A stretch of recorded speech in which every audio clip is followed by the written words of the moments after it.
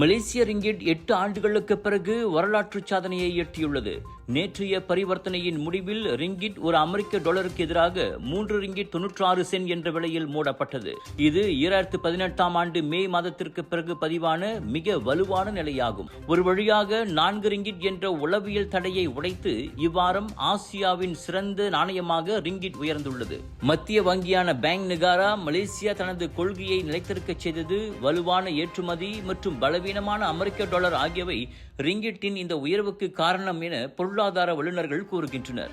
Bank Negara கடந்த வாரம் தான் ஓபிஆர் வட்டி விகிதத்தை 2.75 விழுக்காட்டில் நிலைநிறுத்தியது. இதுவும் முதலீட்டாளர்களின் நம்பிக்கையை அதிகரித்துள்ளது. மலேசியர்களுக்கு வலுவான ரிங்கிட் என்பது இறக்குமதி பொருட்கள் மற்றும் வெளிநாட்டு பயண செலவுகளை குறைக்கும்.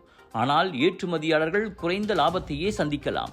எது எப்படி இருந்தாலும் உலக வட்டி விகித மாற்றங்கள் இவ்வாண்டு பிற்பகுதியில் ரிங்கிட்டின் இந்த வலிமையை சோதிக்கக்கூடும் என பொருளாதார நிபுணர்கள் எச்சரிக்கின்றனர். தற்போதைக்கு 3 ரிங்கிட் 96 சென்ட் என்ற விலையில் மூடிய ரிங்கிட் 2018க்கு பிறகு மலேசியாவின் நம்பிக்கையை மீண்டும் உயர்த்தியுள்ளது.